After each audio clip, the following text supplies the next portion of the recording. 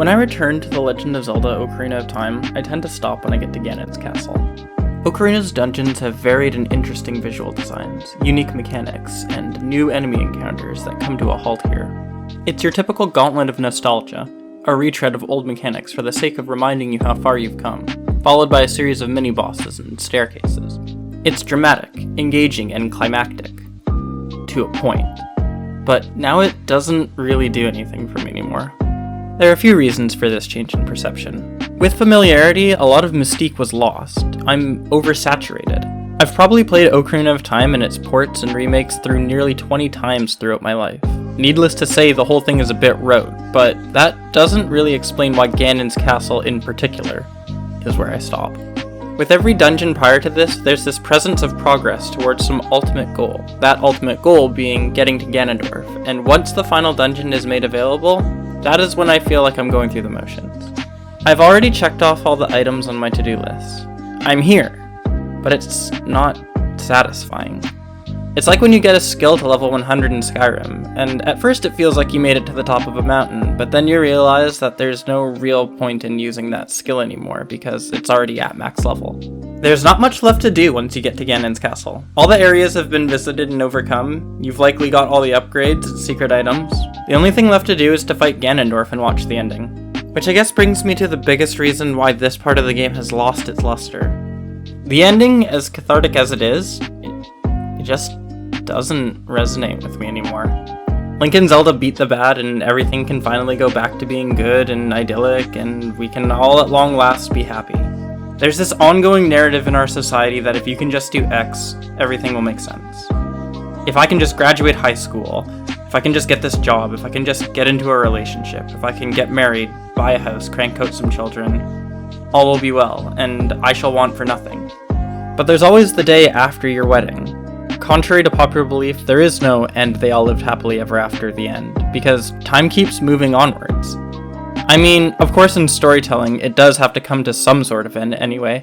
It's not like you're gonna write the same story without end until the heat death of the universe, and even if you planned to do that, as far as I can tell, everybody dies at some point, so your contribution to the work will definitely cease eventually. How I Met Your Mother had 9 seasons, and after that there was no ongoing check-in with how Marshall is doing, as much as we might have all liked there to have been. This isn't a condemnation of the fact that Ocarina of Time has an ending, but rather that the ending it proposes is one where there's closure on every front. It's something that a lot of media presents its audience with. Who wouldn't want closure? It's very comforting to have. The only thing is that it's a myth. Life's problems don't magically get solved once the MacGuffin does its thing. It's a daily struggle to make your life better, especially for underprivileged minorities who struggle to find any control at all. Real change only happens when work is put in every day. Even after achieving happiness, it needs to be maintained. New strategies to shake things up must be tested. It's a tireless endeavor. In games like Ocarina of Time, you're completing tasks as a means to an end, that end being the narrative goal of the game. And means are fun and satisfying. They're the actionable parts of life that gets us towards a goal. But ends? They aren't real. I can't find enjoyment in having saved the day because I know that's just not a thing that happens in real life. I can't form a connection to it because this type of finality is just not something that people experience. In short, ends are trying to illustrate that there is a point to what you're doing, but ultimately, life is pointless. But the thing is that that's fine. In the year 1942, inspired by the likes of Kierkegaard and Nietzsche, the French philosopher Albert Camus wrote an essay titled The Myth of Sisyphus. It detailed the ancient Greek tale of how a king, Sisyphus, was punished by Zeus for mocking the gods by being forced to roll a heavy boulder up a steep hill. The catch, dear viewer, was that the boulder was charmed in such a way that it would roll away from Sisyphus every time that he drew near the summit, making the task impossible. This was intended to fill Sisyphus with maddening frustration, being forced to continue a meaningless existence. Why bother? And it was meant to be read, according to Camus, as a metaphor for real life. Where Camus differs from what you might know as nihilism, the belief that life is devoid of purpose, is that Camus believes that one should continue living life anyway, to take joy in steps themselves because they're the only thing that exists. Happiness isn't an end state, it's something that you work hard for every day. You will stumble, and some days it'll feel like your progress is moving further and further backwards. Sometimes you'll be really miserable out of nowhere for a long time. It's okay. It's normal for it to be like that. There isn't supposed to be some magical moment that solves all of your problems, so don't feel bad or like you've done something wrong if it hasn't happened for you. There's no better place to look at why expecting the arrival of closure for life's problems as being harmful than Ocarina of Time's own direct sequel, Majora's Mask. Everything is supposed to have gotten better since the end of Ocarina, but there's this sense of doom in the opening scene as Link searches for Navi. Maybe finding her will make things right, but he doesn't find her in the game. Things don't just get better. It takes a lot of reflection to realize that what he has right now is all he has to work with. And not only is that okay, but he can even reconcile the bad in his life and just move on. Tomorrow is the dawn of a new day, after all. Another chance to put in the work to be happy. And that's a message that I try to take into my own life. To take time to think about what I'm doing with my limited existence, where it's going, and where I can change to be happier. Sometimes I know that the changes are going to bring their own difficulties. You might be inviting as many days that are 1s and 2s into your life as you are 9s and 10s, but that's okay. Trial and error. You won't know if something works until you give it a fair shake. Sometimes it's worth knowing that you're signing up for some really hard times when you know that it's putting in the work to let you have those 9s and 10s. And even after you get to 9s and 10s, there will still be 1s and 2s.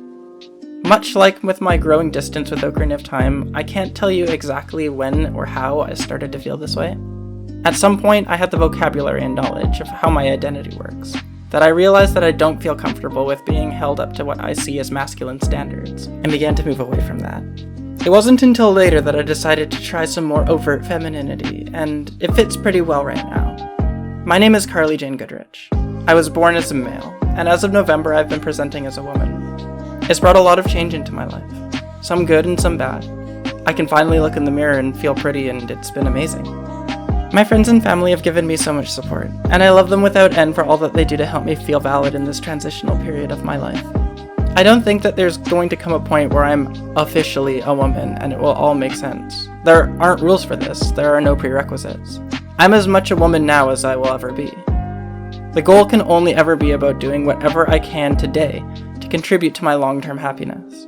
It's gonna be a bumpy ride, it already has been in fact. It's getting easier though. I just have to keep at it every day, that's the hard part. But it is getting easier. And if you want to come along, you can join me in a year of self-portraits on my Instagram. My goal is to upload every day. I don't always make it, but I do plan to give you 366 days, thank you leap year, worth of ultra-candid pictures of myself and some thoughts about how life is going. Remember, the end isn't the end. It's just to be continued.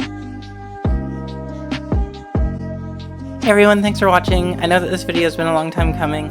I hope that by now it's pretty apparent why that is.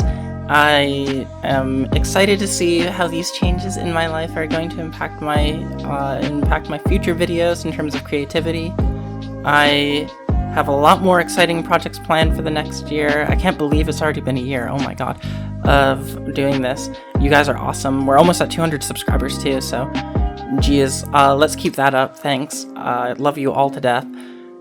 I have more homeworlds planned. I have more non-homeworlds games coming. I have more looking at philosophy and myself through the lens of games. If that's your thing, it better be your thing because that's my thing. That's what I'm doing. You can't stop me.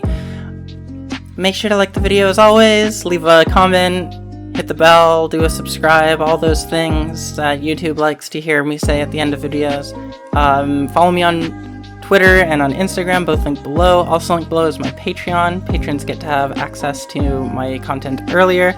They get to see my workflow. They get to hear my silly bloopers, which I'm sure are going to be a lot more funny now that I'm trying to do this voice. They also appear in my credits, and top supporters get special recognition like this. Special thanks to Andrew Lumert, Brad Goodrich, Nikolai Carpathia, and 3-Eyed P.